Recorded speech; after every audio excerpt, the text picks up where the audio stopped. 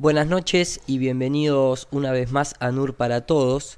En esta oportunidad vamos a continuar una serie que habíamos iniciado con dos videos ya previamente realizados, que son, déjenme acá entrar a la parte de videoprogramas. Les recuerdo esto, tal vez para gente que no los vio puedan seguir el hilo. Se llaman Un poco de historia para comprender la actualidad. Viene de la mano de entender un poco los trucos, los efectos visuales utilizados desde hace antaño ya por las agencias espaciales, particularmente por la norteamericana y también algunas de las rusas, que lógicamente después se han distribuido, perfeccionado y franquiciado, digamos, al resto de las agencias. Por eso es que, como vemos acá en pantalla, los chinos también tienen problemas con las burbujitas de agua. La banderita también.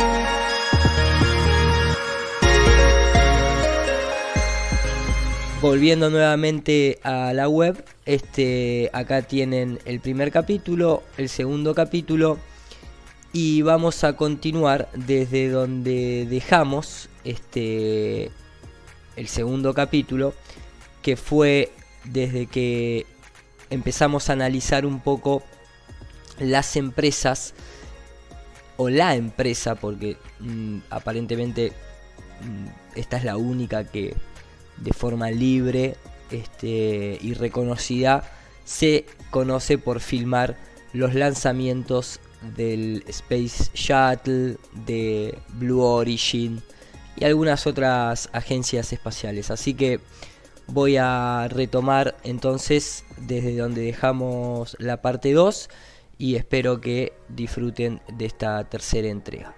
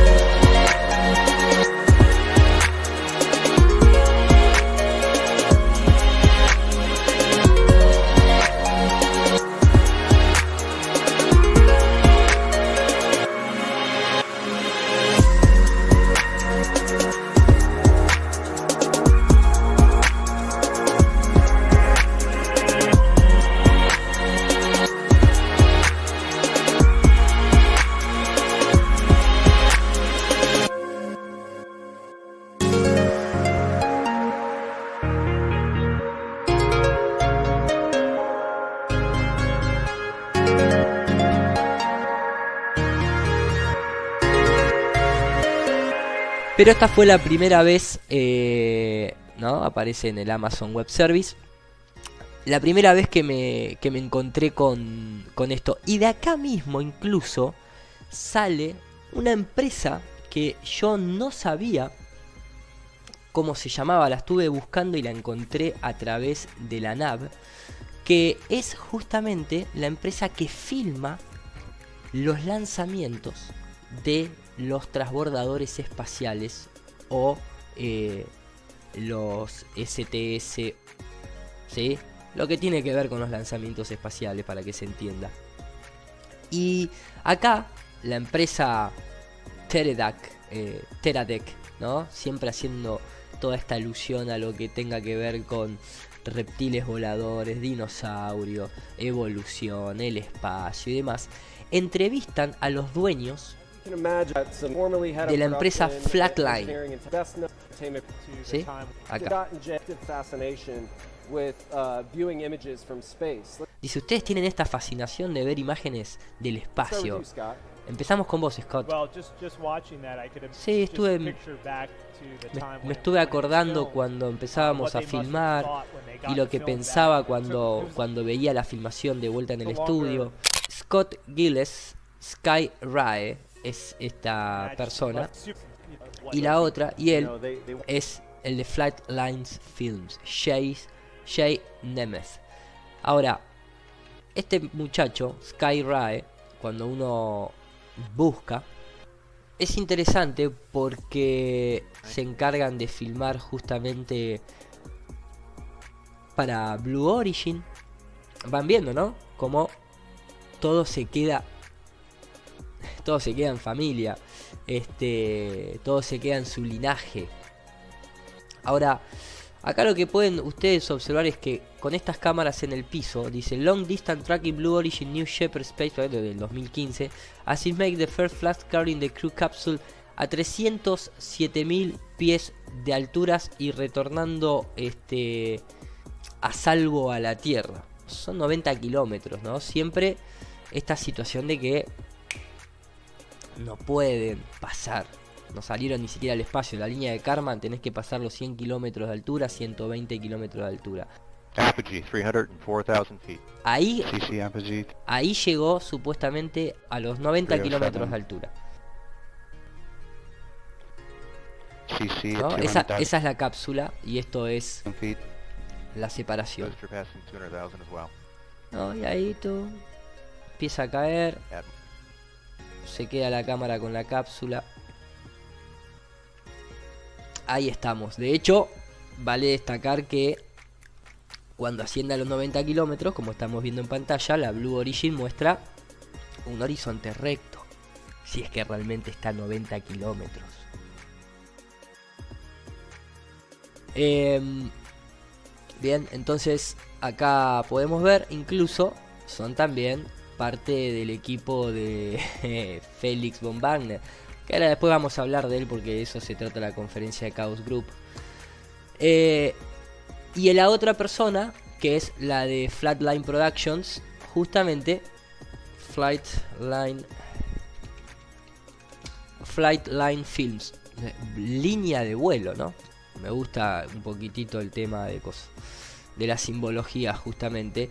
Y acá podemos ver que esta empresa, que está totalmente, como decimos en Argentina, entongada. Y acá podemos ver, como les decía, ¿sí? La cerradita de cápsula, la carita de Félix, la música, las cámaras. Acá ya pueden corroborar que todas las cámaras que tiene exterior, para que no quede duda, que no haya que estar haciendo nada raro, sí, tienen GoPro, tienen deformación de ojo de pez. ¿Necesitan más pruebas? Después de ver que a la altura del piso la Tierra es esférica. La cámara interna es interesante, que nos sirva para corroborar todos estos hechos. ¿Sí? También tiene un GoPro o una deformación de ojo de pez, porque ven cómo está cayendo, ¿sí? Cómo cae ahí, más allá que está la ventanilla también. O sea, ya tenemos dos factores a tener en cuenta. ¿Se entiende? Y obviamente algo a destacar, ven cómo están orientadas las cámaras. Las cámaras están arriba apuntando hacia abajo. Como yo en el video más adelante voy a corregir el ojo de pez, lo que hay que tener en cuenta para corregir esto es que acá no se busca que la imagen esté centrada en el medio. ¿Por qué? Porque la cámara no está centrada con el horizonte. La única cámara que está centrada con el horizonte es la cámara que está acá adentro, que también tiene un ojo de pez porque se puede detectar en cosas como el cuaderno o líneas rectas, que se sabe que son rectas. Entonces acá lo bueno que tiene la cámara interna, cuando lo abra a 40 kilómetros de altura, el horizonte va a seguir estando recto, cosa que no puede suceder en una esfera. Pero cuando uno corrige esta clase de cámaras, ¿sí?, lo tiene que hacer teniendo en cuenta que el horizonte está acá y la cámara está ahí, y por lo tanto se compensa eso, algo que mucha de la gente que no entiende de este tipo de métodos acusan mis técnicas de fraudulentas, cuando en realidad es una ignorancia por parte de ellos. Entonces, cuando uno corrige, lógicamente hay que tener en cuenta que la cámara está inclinada, está torcida. Entonces en realidad esto habría que orientarlo así. En este caso no es necesario. Cuando la imagen va ascendiendo, acá esta que es la misma cámara anterior, podemos ver más allá de la rotación de la cámara, podemos ver, ¿no es cierto?, el horizonte como tiene que ser, recto. Sí, seguimos adelantando el video, seguimos adelantando hasta que llegamos en altitud, ¿no? Acá podemos ver bien cómo tiene que verse el suelo recto. Y cuando llega a la altitud correspondiente a donde la cápsula se frena, ahí podemos ver cómo va abriendo la puerta, el horizonte sigue estando recto, algo que no puede suceder a 40 kilómetros de altura. Estas líneas están rectas, estas también, etcétera, etcétera, etcétera. Recuerden que lo que se acerca al borde es lo que más se estira en la compensación. Incluso acá, cuando uno no le puede corregir la exposición porque no tenemos la imagen oficial, pero cuando la oscurecemos lo suficiente como para perder el glow, que puede llegar a confundir, rectilineal a 40 kilómetros de altura, muchacho, I'm so sorry. Voy a continuar con más detalle, pero quería hacer un pequeño inciso en esta situación. Empieza a subir la cámara, y fíjense lo interesante, porque a través de entrar por las empresas uno empieza a ver filmaciones que no se ven comercialmente, y acá empiezan a filmar, y estas son ya situaciones conocidas. Oh, miren los globos satelitales, miren lo que es esto. Si yo esto lo corrijo, es plano totalmente, y el sol está muy cercano. Ustedes tienen que entender algo. En este momento, este mega brillo, que ya no sé si es a propósito para tapar algo o se produce naturalmente, esto debería estar, si el sol está a 150 millones de kilómetros, no se puede ver el sol acá arriba y el brillo acá en el borde como se está viendo, porque acá no termina la esfera. Esto es apenas Nuevo México. Me gusta el avión que nos marca para corregir la lente, ¿sí? Pasan a esta cámara, ¿sí? Acá esta situación es plana, y el sol, que ahora pareciera estar detrás de la cápsula, significa que está cerca. Esto que está acá equivale a un círculo de luz, porque el sol está ahí nomás cenitalmente. A lo que me refiero puntualmente es que justamente acá, en esta parte que ya está prácticamente ascendido, acá se puede ver la fuente de luz cercana, cómo inunda, cómo le da ese baño de luz a toda esta superficie terrestre, digamos. Pero después, el tema cuál es, que cuando uno va acá, el sol está por detrás de la cápsula supuestamente, y sigue manteniendo esa cuestión quemada y esa localidad, digamos, ¿no es cierto? Acá sigue estando igual, pero el punto es que ahora ahí ya se empiezan a ver los rayitos estando ahí, pero es el mismo punto que estaba acá, estamos hablando que es parte de la misma zona, ¿bien? O sea, no pasó mucho tiempo, de esto que está ahí a esto que está ahí. O sea, acá el sol se está viendo frontalmente al horizonte. Acá también, acá es lo mismo, perdón, en esta que le sigue, por acá, en esta también, lo que pasa que lo está tapando la cápsula. acá abre. Esto para hacer simplemente un pequeño inciso y explicarme un poco más. Acá sigue siendo la misma situación. Lo que sucede es que como la cámara no lo está tomando dentro del campo de visión, no se quema toda esa parte blanca, pero sí se ve el círculo de luz por debajo. Y el problema que yo encuentro, acá seguimos, sigue estando la misma situación, un sol totalmente cercano quemando todo ese borde, pero sigue más tierra, esto es Nuevo México recién, saben todo lo que falta para llegar a la costa este de los Estados Unidos, el Pacífico, ¿no? Supuestamente dentro de la esfera también. Entonces el tema es que ahora cuando se tira y se enfoca la cámara desde abajo hacia arriba, el tema es ese. Para mí me llama la atención. Es que ahora el sol se ve cenital. Lo cual, o sea, acá se ve en el horizonte, pero después se ve cenital. El viaje en total duró 2 horas en ascender. Y cuando estamos ya a esta altura, es muy poco el tiempo, en relación de esta altitud. O sea, de acá ya prácticamente está para tirarse. Pudo haber pasado no más de 20 minutos. Sí, o sea,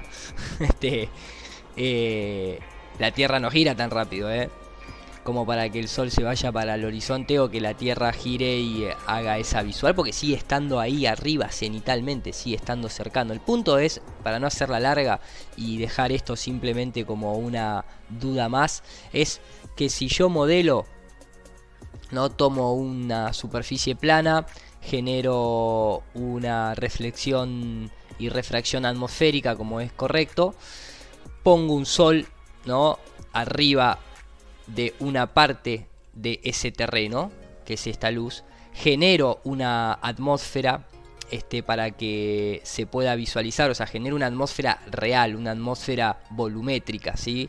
Un volumen atmosférico, más allá del reflectivo. Si yo comienzo a renderizar, si quito la atmósfera, obviamente no se puede ver luz. Esto tiene que ver con lo que decía un colega de Eric Dollar, en cuanto a que si vos estás afuera en el espacio exterior, no podés ver la luz, no hay manera de ver la luz, no podés ver la fuente de luz porque no hay medio en donde se proyecte. Podrías ver la radiación, la cámara quedaría totalmente blanca, pero vos no verías la fuente de luz porque no hay atmósfera. So when you actually look at a source in outer space, it is not transmitted. Light is not transmitted in the visible spectrum in outer space. The visible spectrum effect of the sun is created by the upper atmosphere. It will blind you, but you can't see it.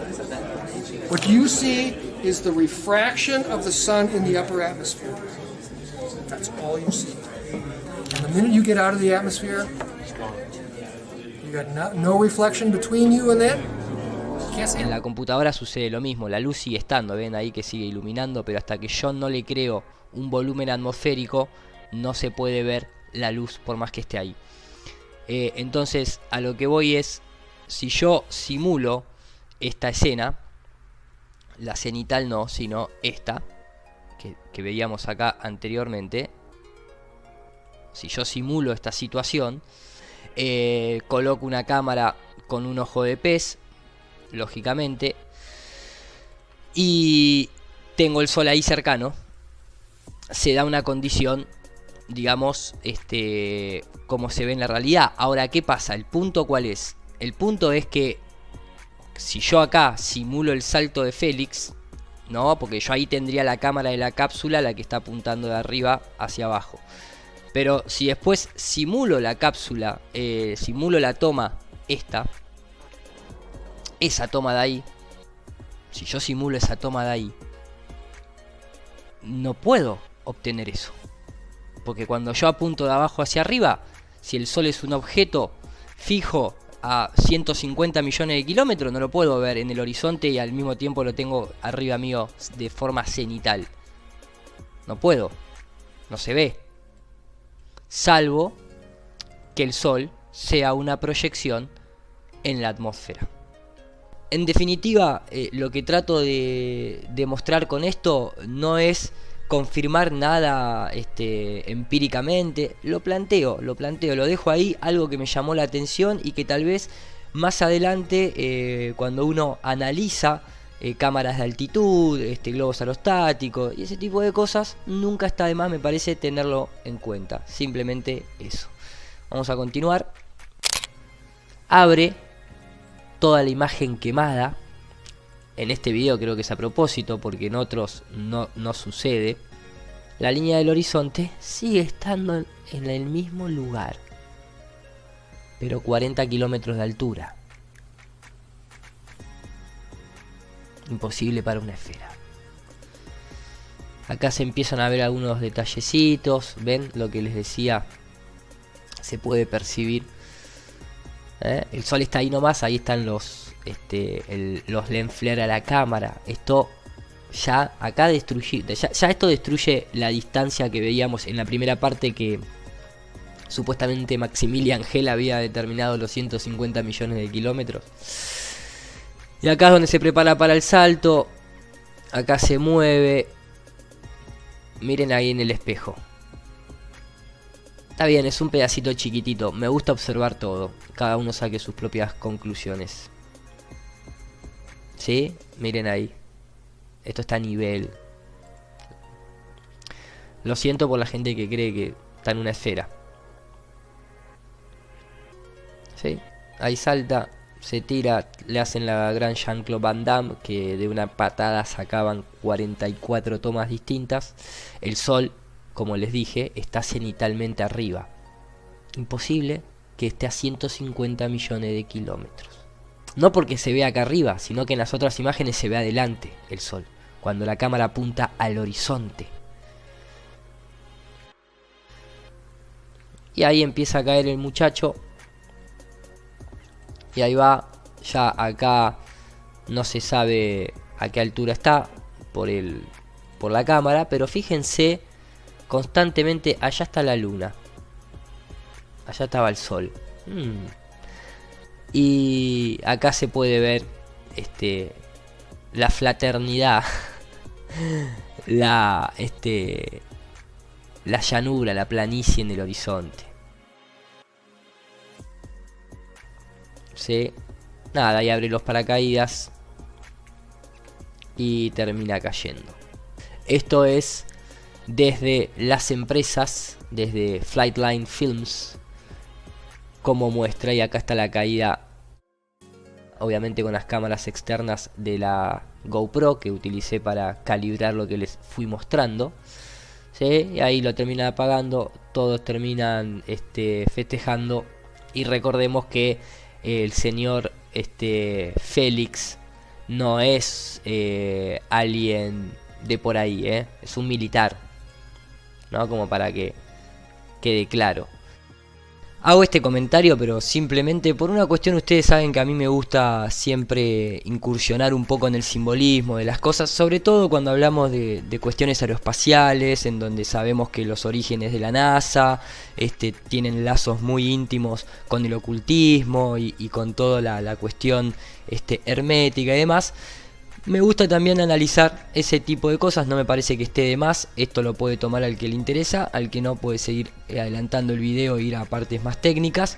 Pero les decía que justamente el salto de Felix Van Gaertner tiene alto simbolismo para mí. Primero porque se llamó Stratos, digamos, el nombre oficial del lanzamiento de esta cápsula. Lógicamente está auspiciado por Red Baal, ¿no es cierto? Ahí se pueden ver los dos toroides, el Sol, ¿no es cierto? Ahí el círculo solar, básicamente la representación del culto solar una vez más. Y es interesante el nombre de Zenit que aparece en la cápsula. Originalmente en árabe se llamaba Samará, la dirección de la cabeza, al punto de la bóveda celeste que se encontraba en la vertical de la cabeza del observador. Los antiguos entendían que la Tierra estaba en el centro de una esfera refiriéndose a la situación de que la Tierra era plana y la bóveda celeste era una esfera, contemplando el hecho de que cuando rotaba, o cuando rota, porque lo sigue haciendo, la bóveda celeste, hay estrellas visibles, luego hay estrellas que no son visibles.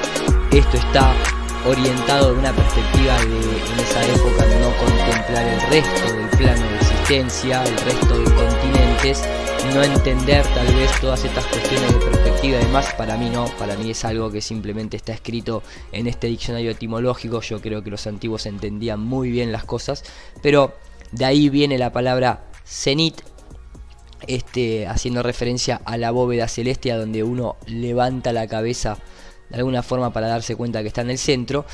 Y como les decía, la palabra strato es curioso simplemente que significa posición social, los que están allá arriba, por encima, ¿no? Esa simbología de estar a esa altura por encima del resto. Estrategia militar, participa un militar del salto. Del italiano también, capa, como los magos, y también estaba emparentado con estratagema, del griego maniobra, ardid de guerra, engaño y astuto. Simplemente me parece que en esa última frase está todo dicho, ¿no? Creo que no hay mucho más para comentar. Vamos a continuar con la parte de la charla técnica en cuanto a lo de Felix Van Garner. Por ejemplo, algo muy curioso de la transmisión oficial fue que cuando llegan a los 22 kilómetros de altura, a los 20 kilómetros de altura, como todo tiene que coincidir con toda esta gran mentira, como vemos en pantalla, recordemos esa nota de la revista Muy Interesante, donde se hablaba de que ya a 20 kilómetros de altura la curvatura de la Tierra tiene que ser perceptible. Acá en la transmisión en vivo te lo tienen que remarcar. ¿Y qué es lo que nos dicen esto? Dice, estamos ahora en una zona de altitud donde la gente dice que se puede ver la curvatura de la Tierra. Donde se puede comenzar a ver la curvatura de la Tierra. y lo negro del espacio. Entonces la pregunta, bueno, más allá que sabemos que Teo tiene una cámara GoPro, la pregunta es, ¿qué hacemos con todo el resto de evidencias que sugieren y muestran como prueba de que no solamente a los 20 kilómetros, sino que a los 40 kilómetros no hay curvatura terrestre? Ni hablar de, más allá de esta serie de ejemplos que vamos viendo, ni hablar de esas cámaras en donde los cohetes, los Sounding Rocket, alcanzan los 120 kilómetros de altura y se sigue viendo recta la Tierra, ¿no? Y se sigue viendo recto el horizonte.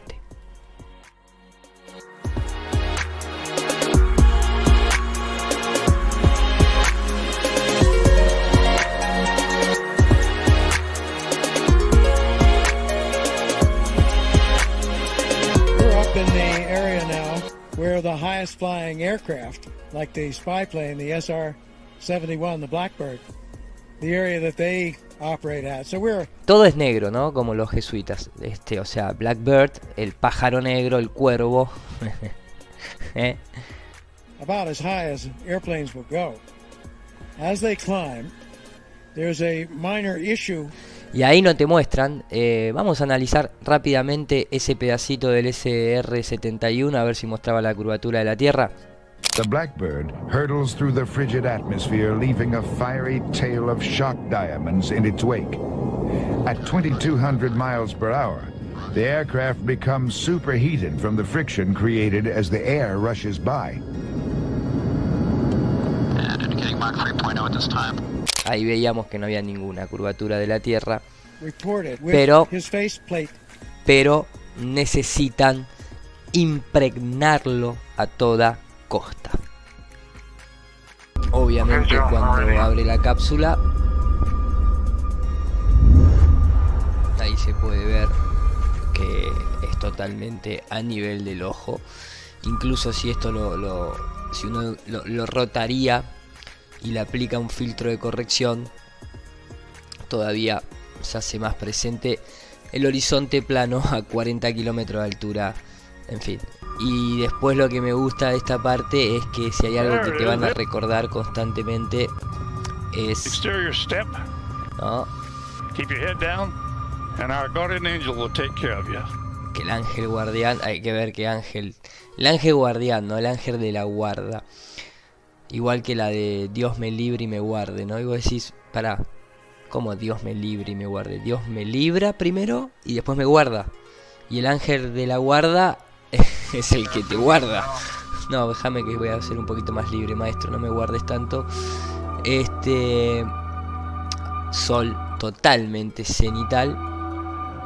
Y siempre te van a estar recordando esto, ¿no? Cuando está ahí a punto de tirarse en su momento, dice el gran Félix. Ojalá pudieran ver lo que yo puedo ver. Oh, qué inspirador. A veces hay que ir bien arriba para ver, para entender qué tan pequeños somos. Yo digo, ¿por qué? A veces uno tiene que ir bien arriba para admirar el cuadro completo de lo que somos, de lo que podríamos incluso llegar a ser también. ¿Por qué tienen que estar fijándonos en la cabeza lo pequeño que somos? Gran mensaje, Félix. Y ahí va la orden militar a la cabeza. Y si salta, maestro, tirate una vez por todas. Y acá en cámara original, a pesar de que está inclinada, voy a ir cuadro por cuadro. Obviamente la planicie del horizonte a 40 kilómetros de altura. Si quieren 39,7 porque ya cayó 300 metros. Ahí lo tienen, muchachos. Y después... Y esto no es una lente de ojo de pez común y corriente. Esto está bastante más exagerado que un ojo de pez. Acá se puede ver el efecto huevo que se produce, ¿sí? Fíjense qué curioso este dato, porque yo al principio hacía una corrección y aclaraba el tema de la importancia de la orientación de la cámara en diagonal apuntando desde arriba hacia abajo. Luego de el chiste o el doble chiste que hace con respecto al hombre en la luna y la falsedad de lo de Félix, es muy curioso que hace el comentario en cuanto a la importancia de la orientación de las cámaras. So we came up with a camera plan. Dice, entonces arrancamos con un plan de cámara, ¿sí? Of where the cameras would go. Dónde las cámaras van a ir. Technically, you could put the cameras anywhere, and Técnicamente ustedes pueden poner la cámara donde quieran. probably the flight controllers would be happy with it. You could put the light anywhere, Donde- and if pueden you saw poner la luz something, donde they would be quieran. happy with it. But we had a broadcast and a feature film to support. Pero nosotros teníamos que hacer una transmisión broadcast y había que contemplar toda esta cuestión de cinematografía. So we spent a lot of time before Entonces, pasamos mucho tiempo, the capsule was even built. All that incluso antes de que la cápsula esté construida, there was this chromoly frame. hicimos esta referencia de tubos para saber dónde ubicar las cámaras y poder contar una buena historia. We would put people there, and we would take pictures, and we knew where the horizon would be, and I knew where I want. Y esa parte es clave. El tipo dice, and we know where the horizon will be. Y nosotros, con toda esta preplanificación, sabemos a dónde está ubicado el horizonte. Y eso es muy importante, dice. Him in relation to the horizon. Es muy importante tenerlo a Félix en relación al horizonte To tell this epic story. para contar esta And- historia épica. And we took pictures and we took accurate measurements of exactly where everything went to the inch, measured distances from the capsule. Tomamos fotografías, sacamos medidas exactas en relación a dónde va a estar la persona, el horizonte, la cápsula, la cámara ubicada. and then constructed the camera boom arms and all Y the... ahí construimos el tema de las cámaras, dónde ponerlas y cómo orientarlas. Ahora, si uno toma en referencia estas tres imágenes, fíjense los dos detalles. La cámara dentro de la cápsula está alineada con el horizonte, pero las cápsulas externas, que más se van a utilizar para contar la historia de Félix saltando, están apuntadas desde arriba hacia abajo, bien, como se ve acá. Claro, acá es una cámara relativamente normal, pero acá hay un propósito. Déjenme ilustrárselo de forma más gráfica. Tengamos en cuenta, bien, esto, ¿sí? Tengamos en cuenta estas tres orientaciones. Entonces, el tema es así. La primera orientación es esta cámara. Yo acá tengo puesto, le voy a mostrar rápidamente la configuración de la escena. Tengo puesto un plano, ¿sí? Un plano común y corriente, un cuadrado, digamos, un rectángulo, bien, que hace de piso, ok. Después tenemos puesta una cámara, que es esto verde que ustedes ven acá, o esto verde que ustedes ven acá, que está alineada, ¿sí? Paralela al plano del piso, bien, apuntando 90 grados hacia el norte. Si yo tomo esta cámara, lo bueno que tiene Arnold es que puedo simular un ojo con cámara de pez. Si yo la dejo normal y proceso la imagen, ustedes van a ver simplemente un piso color gris que se une con el horizonte. Si yo esta cámara la muevo hacia abajo, lo único que va a suceder es que el piso va, o sea, la línea del horizonte va a elevarse, ¿sí? Y esto es más o menos lo que nosotros estaríamos viendo en esta configuración que aparece acá, bien, o sea, estaríamos viendo en el principio la línea del horizonte alineada, valga la redundancia, y después estas dos posibilidades, que es con la cámara apuntando hacia abajo y la línea del horizonte queda, ¿sí? En esa altura. Claro, pero ¿qué pasa si yo a esta cámara hago lo mismo, pero la transformo en un ojo de pez? ¿Sí? Ahora esta cámara es un ojo de pez.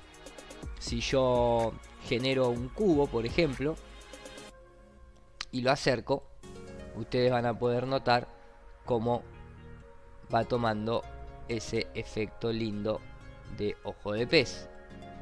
¿Sí? Ahí como las líneas rectas se curvan, ¿sí? Se ponen cóncavas, convexas. Esto ya es una cámara ojo de pez. ¿Bien?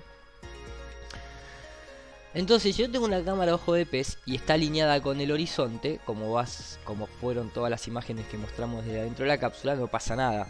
El horizonte es recto, porque el suelo que se está viendo abajo es recto. Pero ¿qué pasa si yo comienzo a rotar la cámara enfocando de arriba hacia abajo? El horizonte de un plano obviamente se vuelve curvo. Entonces, ¿qué pasa si yo acá mapeo o tengo que mostrar la Tierra desde abajo y quiero contar una historia épica y quiero decirles a todos que la Tierra es una esfera? ¿Cómo configuro la cámara? De esta manera. Por eso cuando se corrige el ojo de pez, si la cámara no se va a mover y está todo el tiempo apuntado hacia abajo, uno tiene que compensar eso. ¿Se entiende más o menos el concepto? Bien, entonces, por lo tanto, si yo lo que hago es, por ejemplo, acá tengo esta textura, ¿sí? Esta textura que está acá. Si tomo una textura sacada con una fotografía aérea vertical, la mapeo sobre este suelo. Bien. Ahí se está viendo, la cámara está muy pegada al piso. Pero lo interesante es, si yo le saco el ojo de pez, obviamente cuando me elevo en el horizonte no pasa absolutamente nada. Bien, hago así, me alejo y digo, ah, mira, ahí está la ciudad. Pero si yo tengo una cámara con un lente ojo de pez, lo que me voy a encontrar es que cuando yo empiezo a apuntar hacia abajo, eso que sabemos que es recto comienza a tener el famoso efecto de esfera. Por lo tanto, mientras más me alejo, obviamente más esférico se ve. Y eso es el objetivo de ubicar las cámaras de esa manera. Vamos a continuar con este análisis en profundidad de Félix y sus compañeros. Masones, obvio, ¿no? Bien. Ahora, obviamente, Bluebeam presente. Incluso no es nada más que acá. Este Bluebeam, yo lo llamo así, con esa cosa de hacerlo en Roswell, te ponen el extraterrestre y demás. La empresa de Flightline, el dueño, lo agarran en la nav, al de Flightline Films, y le preguntan. First question people ask you is, la primera pregunta que la gente les hace por la máquina que ustedes ven atrás, óptica. ¿Qué What es is esto? that thing? So Y yo we le tell respondo. them that it is a UFO exploration vehicle. Y yo les respondo que es esto que está acá atrás, ¿no? Y yo les respondo que es un vehículo de exploración de platillos voladores, de objetos de vuelo no identificados. Looking for aliens. Pero están buscando alienígenas. But that's not the truth. Pero It's esa really no es la verdad, dice. a long-range optical tracking system. Es un traqueo de largo alcance óptico, And it spent most of its life tracking the space shuttle. donde la mayoría del tiempo se ha puesto para traquear al Space Shuttle de la NASA. And now we're using it for Red Bull Stratos Ahora lo estamos usando para el Red Bull Stratos and some other projects. y otros proyectos. Pero siempre esta continua situación de invocar a los alienígenas, y que la gente, cuando pregunta sobre objetos extrambóticos, aprovechamos y le tiramos la de los alienígenas.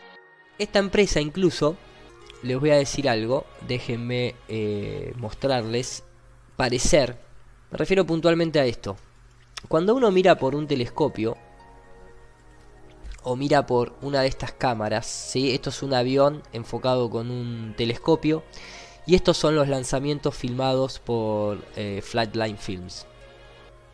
Fíjense, está bien, el SpaceX tiene un tamaño no mucho más grande que un avión, ojo, esperen, tampoco la ISS tiene el tamaño de un 747, pero el Space Shuttle tiene el tamaño de un avión.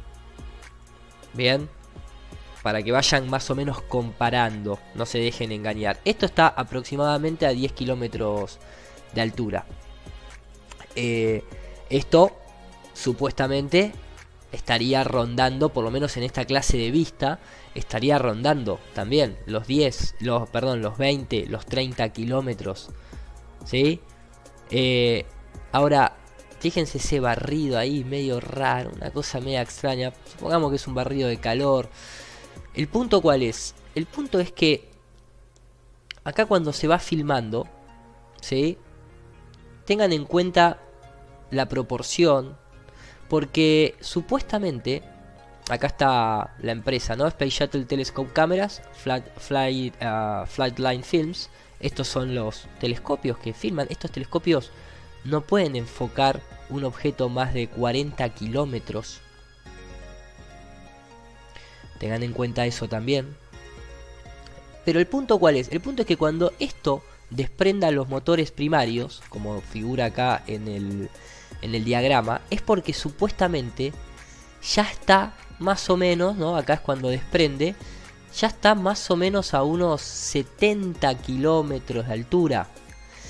Este resto lo hace con supuesto motor secundario, pero ya en este pequeño lapso, este vehículo tiene que alcanzar la velocidad orbital de escape de 27.000 kilómetros por hora. ¿Ustedes creen que se puede filmar un objeto a esa velocidad?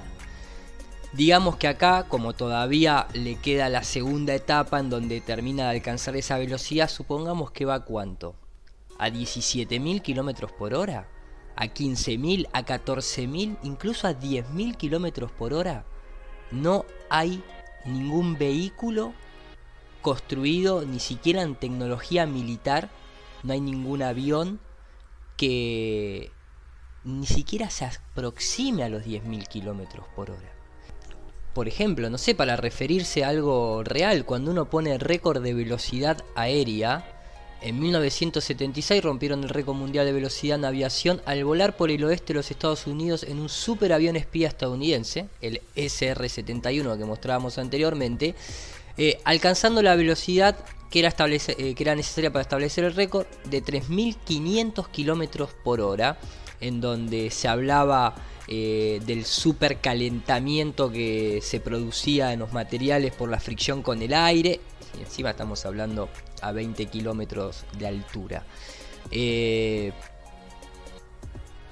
O sea, acá estamos hablando de que este armatoste, este mastodonte, con la aerodinámica que es incomparable con la de un avión militar, tendría que alcanzar estas velocidades previo a salir de la atmósfera de la Tierra.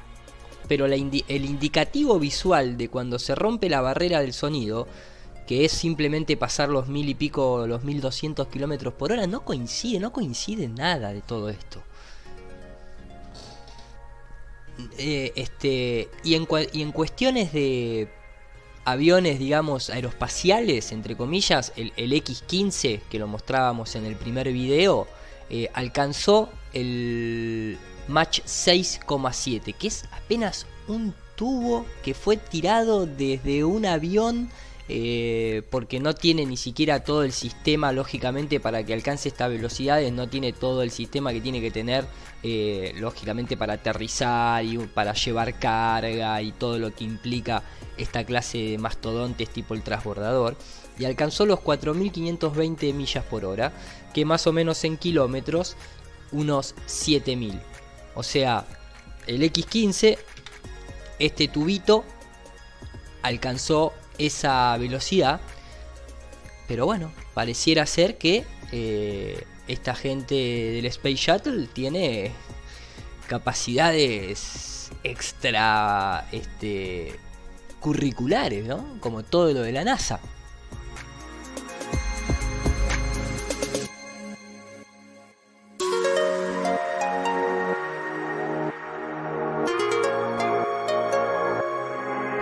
Cómo esto va con el peso que tiene, con la aerodinámica que tiene, va a alcanzar, previo a salir a superar la línea de Kármán, previo a superar esos 120 kilómetros de altura, va a alcanzar una velocidad, ya les digo, ni de 10.000 kilómetros por hora. Y acá hay algo para tener muy en cuenta, que justamente no, cuando desprende los cohetes y demás, estas cámaras no pueden estar tomando un objeto a 80 kilómetros de altura.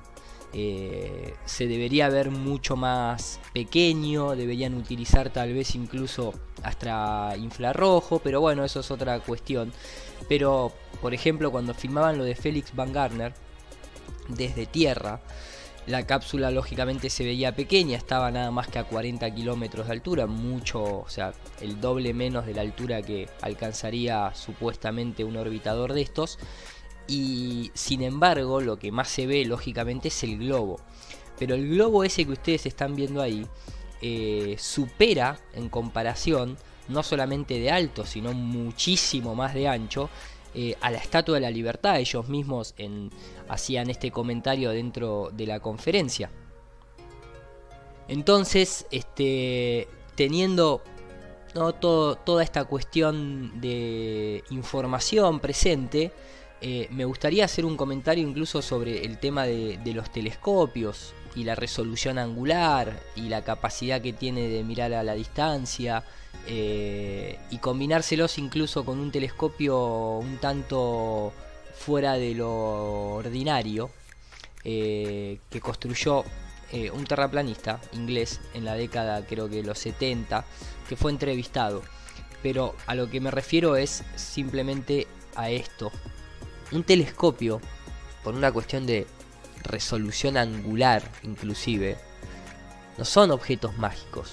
Telescopios, ¿no? Ópticos, cuando enfocan en línea recta, llegan más o menos a unos 50 kilómetros. Y obviamente el objeto no es que le vas a encontrar le vas a ver el pelo al hombre que está caminando por adentro de la habitación del hotel en el caso anterior. por algo será que uno pone un solo ojo, ¿no? Por una cuestión de no generar estereoscopía, de no generar profundidad de campo. No son binoculares, Entonces, justamente, estos son pequeñas cositas a tener en cuenta. Y muy bueno el telescopio que creó Bradley. Le voy a dejar que lo escuchen, lo que eran los telescopios fabricados de forma artesanal para tratar de realmente ver las cosas como son. Además que el señor Bradley es terraplanista. Well, Mr. Bradbury, this looks like a conventional telescope, but I gather it isn't. No, it's far from being a conventional telescope because it isn't split up in the lenses. Most of the lenses in this telescope are at the eye end. Down here, the you mean? eyepiece end, yes. Yes, there's only one object lens at the other end. What's the purpose of having so many lenses? Well, you can't get the power without. You must have the power to bring the object very much closer. With a conventional telescope, you can't do that. I would have thought that every time you passed a beam of light through an extra lens, you'd lose a bit of light. Yes, that is so, that you do lose light. But looking at objects in the sky, you don't need to lose it. Looking at your map of the Earth, it looks to me... Fíjense qué curioso, ¿no? Porque este mapa, esto de la década del 70, la entrevista esta. Fíjense qué curioso, porque en este mapa el señor Bradley diseña un mapa de la Tierra plana. De hecho, ven que ahí dice South. Dice, observando este mapa de la Tierra que usted hizo, veo que el polo norte está en el centro y las demás direcciones al sur. ¿Es correcto? As if you've got the North Pole in the middle and all directions are south. Is this correct? Yes, it is correct in that method. Justamente estábamos viendo algunas configuraciones alternativas de telescopio y hablando de alternativos o extraños telescopios, se me vino a la cabeza simplemente esto como un detalle más. Me acordaba de la exhibición del Gran Telescopio de París en 1900, un telescopio que existió en la realidad, lógicamente, con unos tamaños interesantes, con unos tamaños muy extrambóticos, si la palabra cae bien. Obviamente se hicieron observaciones científicas, aunque el telescopio, que era gigante, fue catalogado de no científico. Pero sin embargo, por ejemplo, siempre hay, ¿no? Hay un cura, el señor Teófilo Morux, científico y astrónomo, que hizo, siempre relacionado con todo el tema astronómico y tratando siempre de proponer que la Tierra es una esfera, como ya sabemos, hizo uso de ese telescopio. Se sacaron también fotos o se hicieron bajo las observaciones varios dibujos de nebulosas y demás.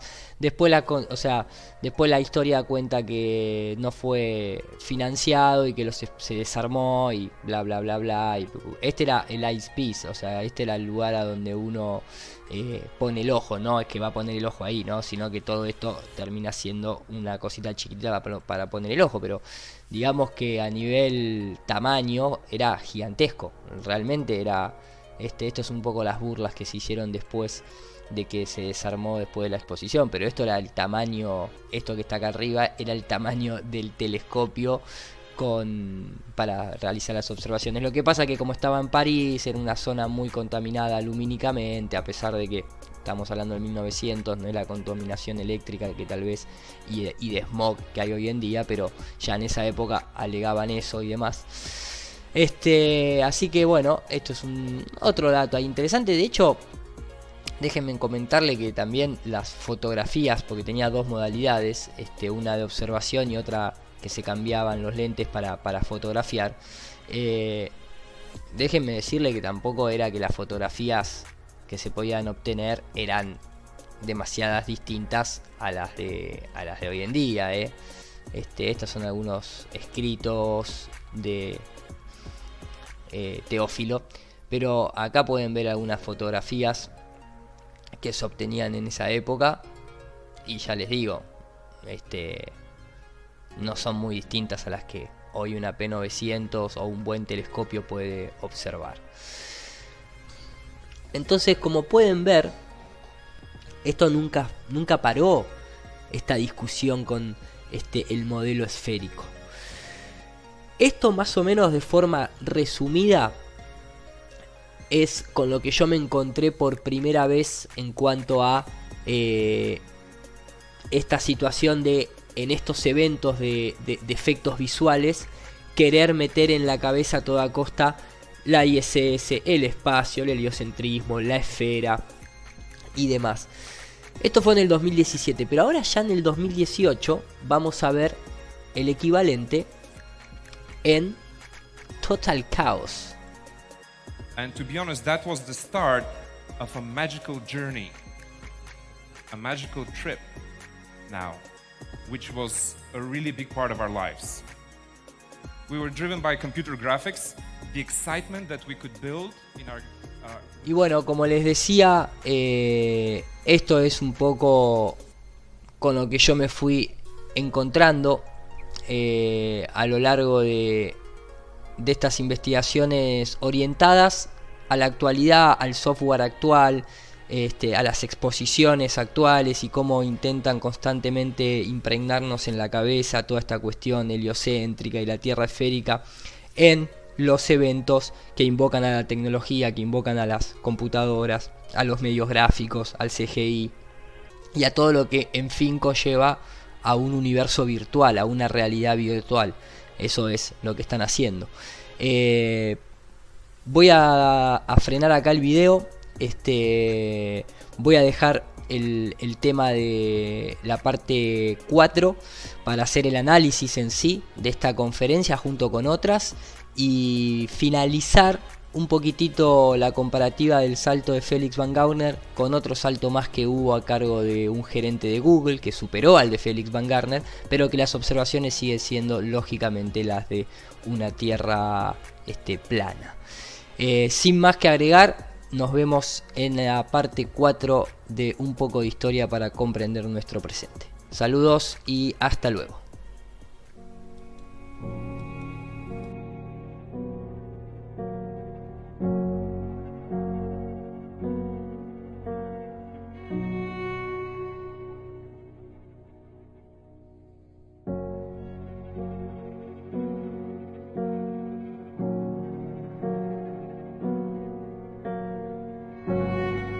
If I say that the world is round and someone else says it's flat,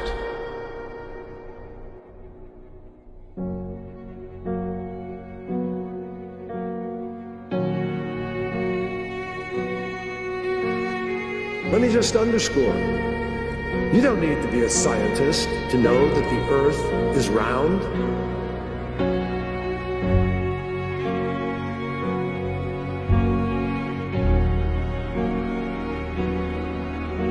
in other breaking news, the world is round, not flat.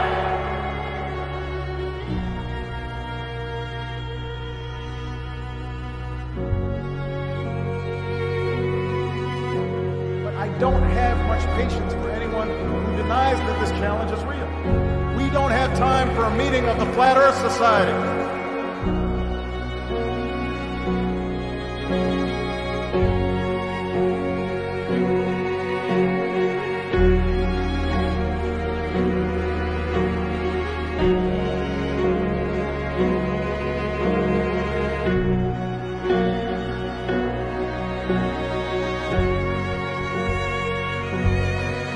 Members of the Flat Earth Society in Congress, they must have been founding members of the Flat Earth Society. They would not have believed that the world was round.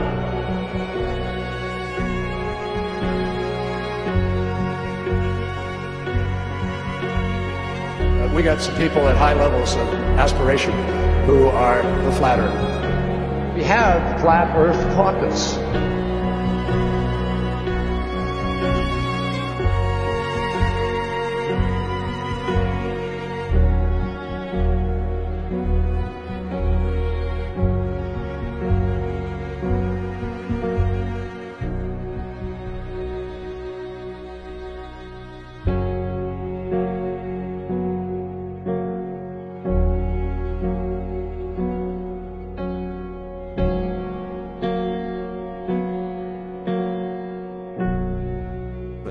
How do we know the Earth is not flat?